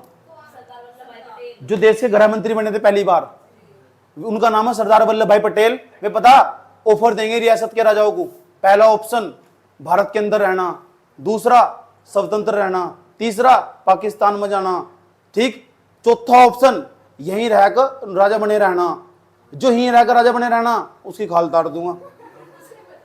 अब पुलिस लेके जाते थे, अब पिटाई करते थे, बता राजा बनेगा, राजा बनेगा, चाटे इतने मारूंगा ना, याद रखेगा। ऐसे ऐसे बहुत सारी रियासत थी भारत के अंदर जो अपने आप को राजा बने रहना चाहते थे। अपनी राजशाही कौन छोड़ना चाह रहा? तो फिर सरदार वल्लभ भाई पटेल जाते थे, हस्ताक्षर लेकर, पूरा का पूरा फर्रा लेकर साइन कर दो, आज के बाद तुम राजा नहीं हो, पेंशन वेंशन ले लियो, ठीक है, भारत का एकीकरण करने जा रहे हैं हम अब जा। तो भारत का एकीकरण करने का श्रेय दिया जाना सरदार पटेल को दिया जा। और जो सरदार पटेल गए ना, इनके सामने मानवीय सागर लेकर, इन्होंने चुपचाप साइन कर दिए। पूछो क्यों? क्योंकि सरदार पटेल पहले ही 2 की पिटाई करके आ चुके थे। एक तो हैदराबाद वाले की पिटाई करी, एक जूनागढ़ वाले की भी बच गया। जूनागढ़ वाले की, हैदराबाद वाले 2 राजा थे, पिटाई करके आ चुके थे। और मानवेंद्र शाह को यह बात पता लग चुकी थी कि वो तो पिट गए और मुझे पिटना नहीं, तो चुपचाप साइन कर दो जी। मैं हाँ, मैं भारत में मिला रहना चाह रहा भैया, क्योंकि 1949 का टाइम चल रहा है ना, भारत को आजादी मिल चुकी है भैया। बात समझ में आई है? तो कौन सा चलाया था ऑपरेशन? ऑपरेशन पोलो। कौन सा चलाया था? तो जो सरदार वल्लभ भाई पटेल थे ना, वो ऑपरेशन पोलो चलाया था। हैदराबाद का भी लेकर लिया गया था और जूनागढ़ का भी लेकर लिया गया था। हैदराबाद और जूनागढ़ ये दोनों की दोनों रियासत थी। इन रियासत को भारत में मिला दिया गया था। रियासत को भारत में मिलाने का मतलब क्या हो? अब मतलब अब ये उनकी राजशाही चली जाएगी, अब वे राजा नहीं रहने के। ऐसा ही काम हुआ किसके साथ? ऐसे ही काम हुआ, हेलो, ऐसे ही काम हुआ सुदर्शन थानी मानवेंद्र शाह के साथ। किसके साथ? देखो 28 अप्रैल 1947 को टिहरी को शांति रक्षा दिवस मनाया गया। 15 अगस्त 1947 को प्रजामंडल के अध्यक्ष परिपूर्णानंद पेन्युली जी थे। 1947 में कुछ नहीं पूछने का था, घबराओ ना। नेक्स्ट, 47 में सलकाना विद्रोह टिहरी में हुआ। कौन सा विद्रोह हुआ? सलकाना विद्रोह। 5वां पॉइंट इंपोर्टेंट करो, क्लिक कर लो सर। सलकाना विद्रोह पूछा किसके समय में? मानवेंद्र शाह के समय में। अगम पढ़ने वाले इस विद्रोह को। 1 अगस्त 1949 को टिहरी राज्य का भारत में विलीकरण हुआ। विलीकरण होगा नहीं होगा? मर्ज कर लिया गया, मिला लिया गया भारत के अंदर इस टिहरी को। देखो विलय पत्र पे सबसे पहले हस्ताक्षर करने वाले थे परिपूर्णानंद। तो विलय पत्र हस्ताक्षर करने वाला यूं नहीं आता मानवेंद्र शाह। मानवेंद्र शाह की तरफ से हस्ताक्षर किसने करे? परिपूर्णानंद ने। समझ आई बात? या और ये फर्रा कौन लेकर आया? सरदार वल्लभ भाई पटेल। उन्होंने भेजा अपने अधिकारियों को, जाओ साइन करवा कर लेकर आओ। साइन ना करो ना, मुझे फोन करके बता दियो। फोन तो है नहीं उस टाइम पर। समझ आई बात? या चिट्ठी लिख दी और बता दियो नहीं मानने, फिर हम सेना लेकर जाएंगे, फिर बता देंगे उन्हें क्या करना। उसके बाद आगे चलो, राजमाता कमलेंदुमती शाह प्रथम टिहरी सांसद चुनी गई। देख लो, टिहरी से पहली बार सांसद चुनी गई। और आप देख लो इनके जो परिवार के ना अब तक सांसद बनते चले आ रहे हैं। सबसे पहली बार सांसद चुनी गई थी कमलेंदुमती शाह। और ये सवाल भी पूछा जा, टिहरी की जो सबसे पहली सांसद कौन है? कमलेंदुमती शाह। ठीक। सन 1958 में समाज सेवा के लिए इन्हें पद्म विभूषण भी मिला। अच्छी महिला थी, ऐसी बात नहीं है, पद्म विभूषण भी मिला। अगर तुम समाज के लिए अच्छा काम करोगे ना, अच्छे अच्छे पुरस्कार मिलेंगे तुम्हें। अच्छा काम करो तो एक बार। मानवेंद्र शाह 1957 से, देखो मानवेंद्र शाह राजा थे, 57 से लेकर 2004 तक टिहरी का सांसद रहा, हटा नहीं। 5 साल, फिर 5 साल, फिर 5 साल, फिर 5 साल लोग इसे वोट देते रहे, अब तक 2004 तक। और मरा 2007 में आकर कुड़कर लोग, समझिए। अभी आधे थर ऐसे जो 2004 में पैदा हुए होंगे। है कोई धर्म 2004 में पैदा हुआ जो? धरती पर आयल 2003 में पैदा हुई। 2001 में तो मेरा जन्म हुआ। 2000 का जन्म है मेरा यार। तो 2002 होगा, 2002 का। किसका?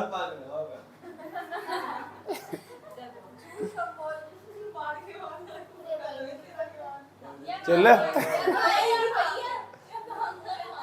ये 2007 में पैदा हुई, 6 में। हंसने की बात नहीं है, रिलेटिव बात है। ये पैदा हुई थी 2007 में शुक्रवार के दिन सुबह 5 बजे। चलो बात मत करो प्लीज, चुप हो जाओ। यहां तक हो गया? गए मानवेंद्र शाह गए, परमानेंट कोई नहीं रहता। गढ़ नरेशों का प्रशासन वेरी वेरी इंपॉर्टेंट, इसकी तो मुझे तलाश थी। सबसे ज्यादा सवाल यही था ना, गढ़ नरेशों का प्रशासन। अच्छा इस पेपर इस तरह भी आ सके, कथनों के संदर्भ में विचार कीजिए, पहला स्टेटमेंट, दूसरा, तीसरा स्टेटमेंट, ऐसे सवाल पे प्रशासन अर्थव्यवस्था तो वहीं से बना। तुम गढ़वाल का परमार वंश पढ़ रहे, उसका अब जब वहां देख लेंगे प्रशासन कैसा था, गवर्नेंस कैसा था वहां का, कैसे शासन होता था वहां। पहले नंबर गढ़ नरेश का जो सर्वोच्च, गढ़ नरेश कौन होता था? राज्य का सर्वोच्च अधिकारी। देखो इनका प्रशासन देख लो,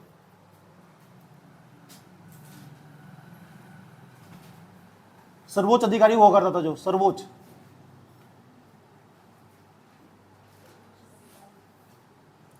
उसका नाम था गढ़ नरेश। गढ़ नरेश, गढ़ का राजा, जैसे टेरी रियासत का राजा सुदर्शन शाह, सबसे ऊपर उसका ही पद हुआ करता था गढ़ नरेश का। किसका? गढ़ नरेश के पुत्र को युवराज कहते थे। इसका जो पुत्र होगा ना पुत्र, उसका नाम था युवराज।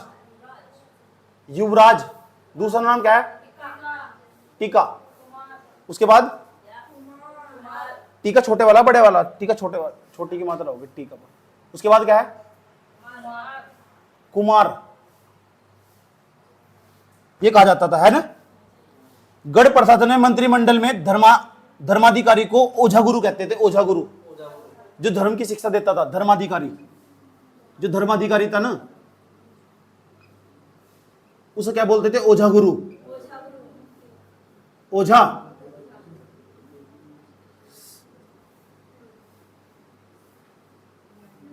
और बताओ नेक्स्ट।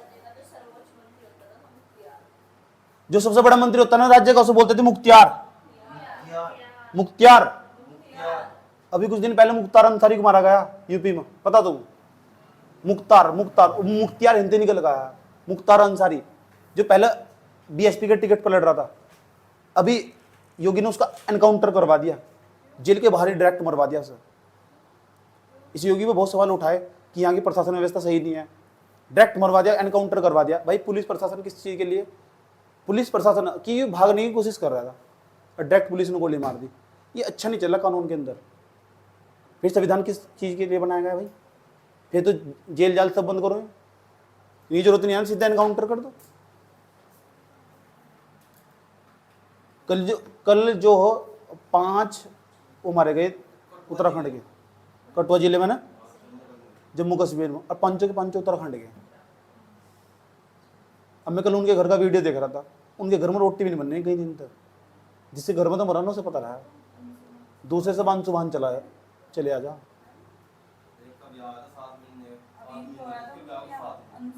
7 महीने हुए थे भी हुआ, वो भी मारा गया। देखो उनके हालत कितनी खराब हो रखी थी, सीधा अटैक कर रहा है, सीधा डायरेक्ट अटैक। आतंकवाद खत्म नहीं हुआ भाई। नमस्ते, बाहर कोई बुलाने आया आपको?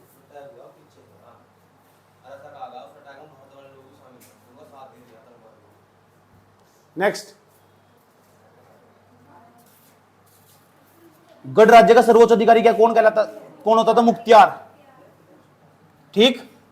परगने के सिरे के शासक को फौजदार कहते थे। जो परगना हुआ करता था ना, कई सारे गांव को मिलाकर परगना बनता था, उसे क्या बोलते थे? फौजदार। परगने का अधिकारी वो फौजदार बोलते थे। धर्माधिकारी को ओझा गुरु बोलते थे। ओझा गुरु। सोजा गुरु नहीं, ओजा गुरु। जो संदेश देने का काम करता था ना, उसको बोलते थे चणु। चणु, चना नहीं, चणु। परगने में जो टैक्स वसूलने का काम करते थे उसको थाकेदार बोलते थे। थाकेदार जो टैक्स वसूलते थे, राजस्व वसूलते थे, उन्हें बोलते थे थाकेदार। याद रहेगी बात यार। दूसरा नाम कमीन भी है। कमीन, सियाना, सियाना। गढ़ सेना पलटनों में विभक्ति जिसे सलाना, बगान या लोहा कहते थे। पलटनों, गढ़, जो गढ़वाल की सेना थी ना, वो पलटनों में बांट रखी थी। एक एक पलटन का अलग अलग नाम था। उसका नाम था पूछ लगा, इन्होंने पूछेगा सलाना, बगान, लोहा, ये क्या बीमारी है? ये पलटन के नाम है। जो गढ़वाल की सेना हुआ करती थी उनकी पलटन के नाम है। याद रहा ये बात है। क्या क्या नाम बताया मैंने, तुम बताओ।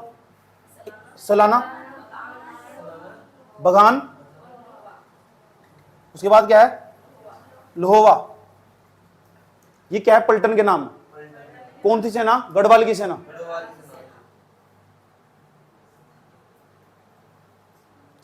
अब भू राजस्व व्यवस्था पा जाओ, पड़ोग भू व्यवस्था पर।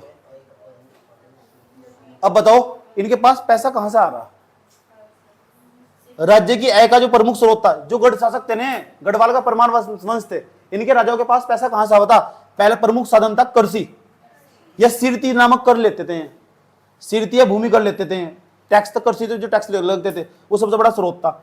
राजा की आज्ञा से करसी भूमि पर करसी करने के लिए किसानों को आसामी कहा जाता था। किसानों को क्या बोलते थे? आसामी। आशामी। उठा के पूछ लेगा क्या है आसामी, फिर बर्बाद हो जाओगे।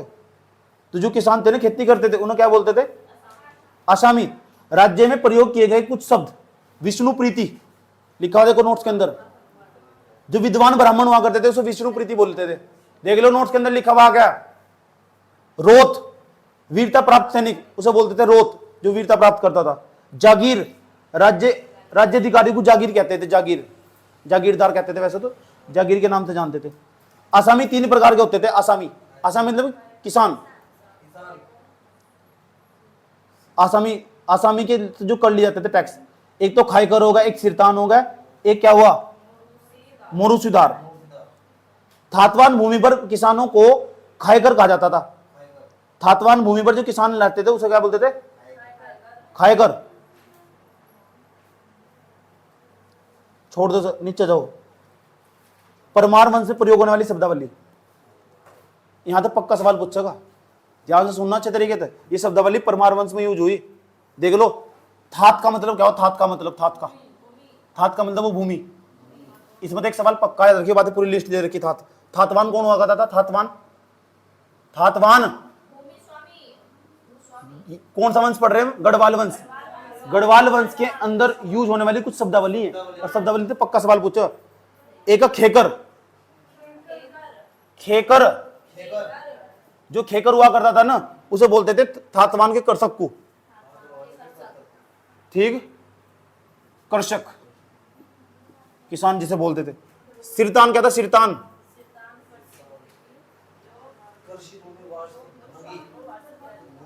जो टैक्स लगता था ना, सिरतान एक प्रकार का टैक्स था, ठीक, जो कृषि भूमि पे लगता था। एक गूंठ भूमि, जो मंदिरों को दान दी जाने वाली भूमि, पहले बताया था मैंने तुम, उसके बाद चंद्रवंशों में बताया। तो उसके बाद देखो सदाव्रत, ये एक प्रकार का अनुदान था जब दे देते हम, जो धार्मिक कार्यों के लिए जाता था। एक प्रकार का चैरिटी फंड कह सकते हम, जो मंदिरों में पैसा दान करते हम, उसे क्या बोलते थे? सदाव्रत। एक हलिया, बड़े भूस्वामी खेतों में काम करने के लिए व्यवस्था दिया। बड़े भूस्वामी के यहाँ जो खेतों में काम करने वाली व्यवस्था को बोलते थे हलिया।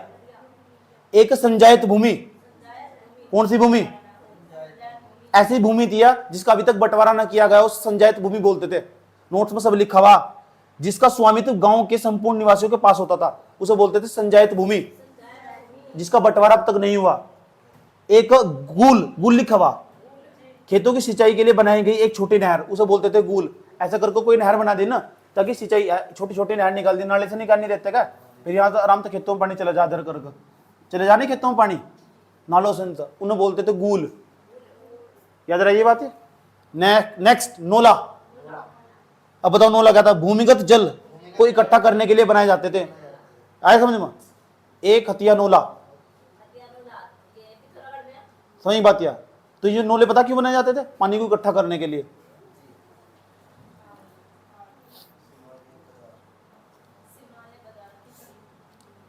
सीमार या गजार, भूमि का कीचड़ युक्त हिस्सा, उसे बोलते थे सीमार या गजार, पूछा जा सके, जो कीचड़ वाला हिस्सा था।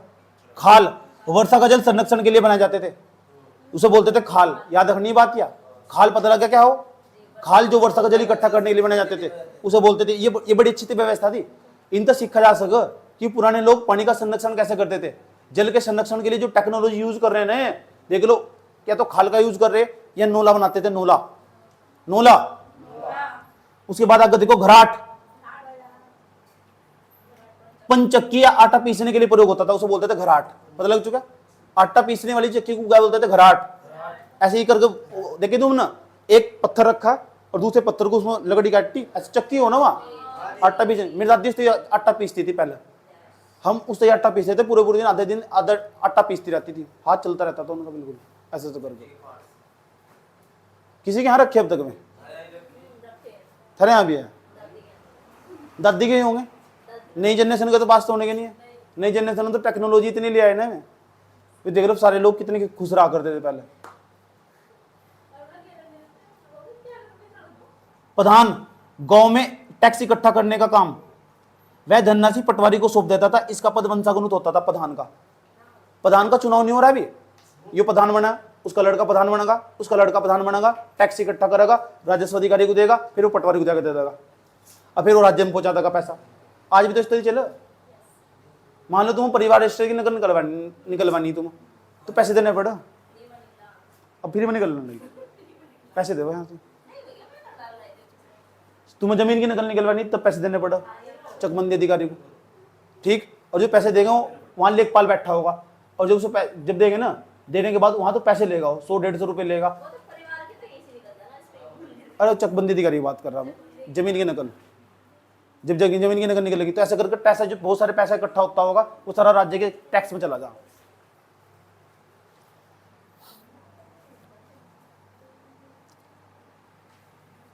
ठोकेदार, ये भी टैक्स वसूलने का काम करते थे भूमि पर, इन्हें ही सियाना कमीन कहते थे।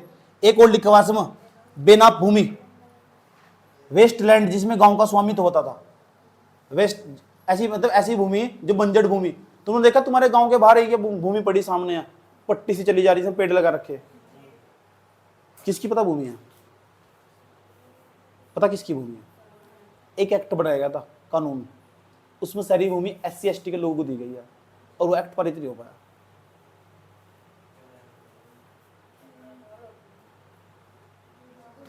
किसने बनाया था पता? बात करूँ, बात जब UPSC का पढ़ाऊंगा तब बात करूंगा इसके बारे में। आने वाले हैं कानून सारे आने, भूमि राजस्व वाले कानून सारे। इसमें एक लिखा हुआ केसरे हिंद भूमि, बंजर भूमि जहां कभी खेती ना की गई हो, इसका स्वामित्व राज्य सरकार के पास होता था, उसे बोलते केसरे हिंद भूमि। प्रसिद्ध गढ़वाली मुद्राएं, फतेह शाह ने अष्टकोण रजत मुद्रा जारी की थी।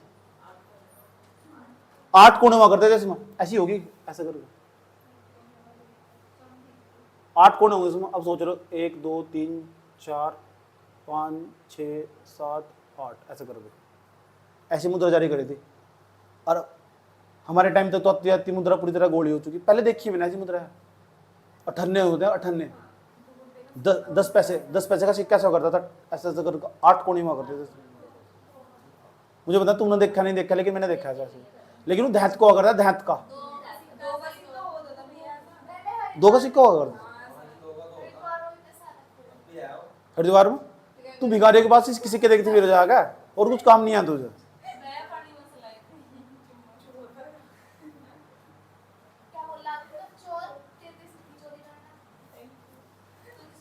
Ma'am please don't talk, don't disturb me.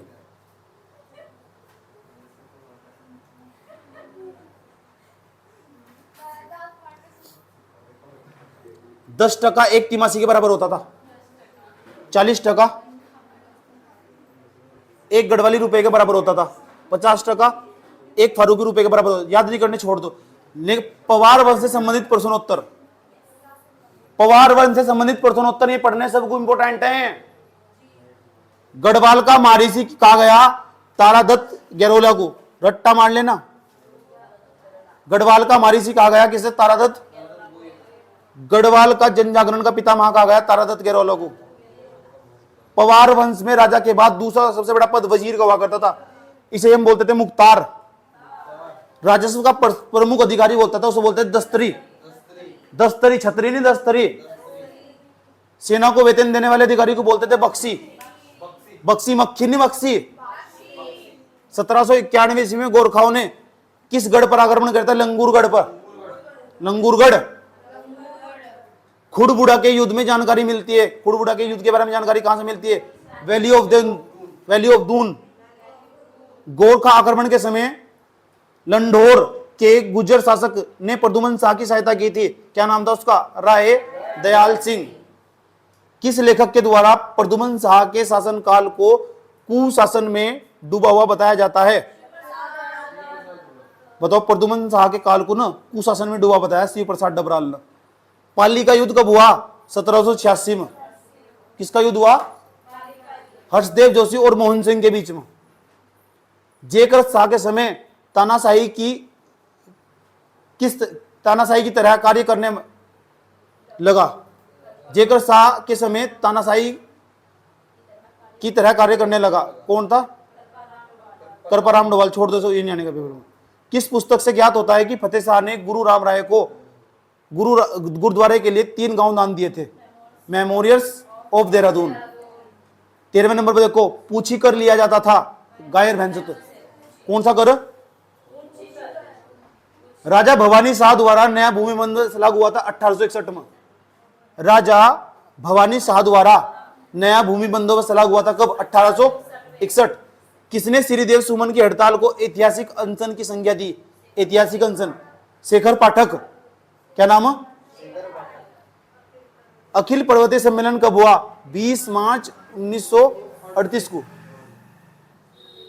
Shridev सुमन को सर्वप्रथम टिहरी जेल में डाला गया 30 बेटर रट्टा मान लियो, इससे तो संबंधित। श्रीदेव सुमन का हर साल एक सवाल है ना, कोई सा पेपर देने चले जाओ पक्का।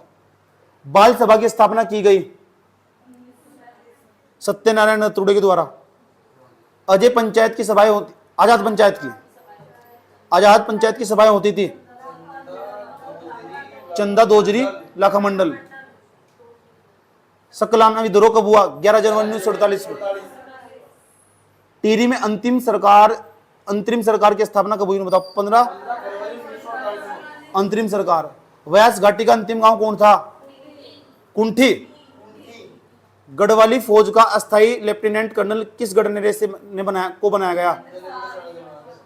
परमार शासक की तुलना औरंगजेब से की थी। कौन सा शासक था वो परमार शासक? मेदिनी शाह। इसकी तुलना किससे करी गई? औरंगजेब से। कर्णावती व मुगलों के बीच युद्ध हुआ, इसका वर्णन मिलता है कहां मिल रहा है? बताओ।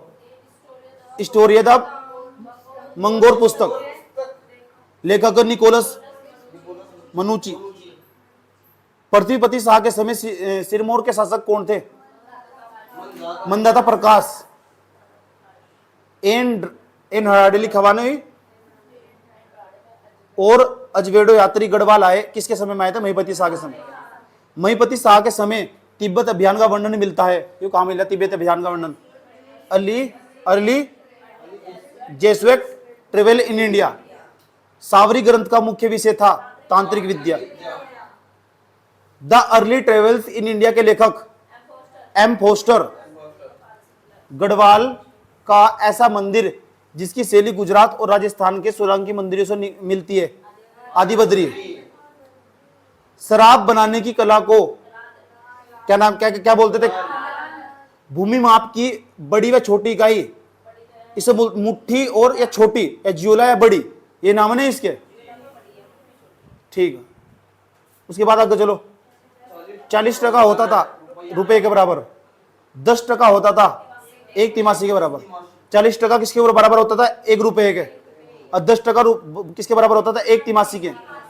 पवार कालीन टकसाल थी, टकसाल जहां सिक्के बनते थे, क्या नाम है उसका? वस्त्र सिलने का काम करते थे ओजी। कास्ट भंडार यानी लकड़ी जो होगी, कास्ट भंडार बनाने वाले को बोलते थे चुनार या चमियार। चमार नहीं, चमियार। बांस व रिंगाल का काम करने वाले को बोलते थे रुड़िया। परगने का शासक होता था थाकेदार। परगने की सबसे छोटी इकाई थी पट्टी।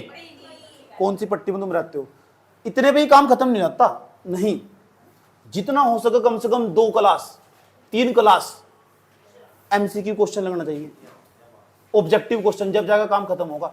बुक हो तो बुक्स, और नहीं तो क्वेश्चन, और जो 2-4 क्वेश्चन दिखाई दे, एक फैक्ट, और पूरा परमार वंश लास्ट में एक पन्ने पर समेट लिया, 1 या 2 पन्ने पर, जिसके खास खास फैक्ट, खास खास घटना इसकी। ऐसा करके हमारा ये गढ़वाल का परमार वंश ये समाप्त हुआ। बोलो स्वाहा। अब हम पढ़ेंगे पता करंट अफेयर आज शाम के टाइम इंडिया का, जरूर।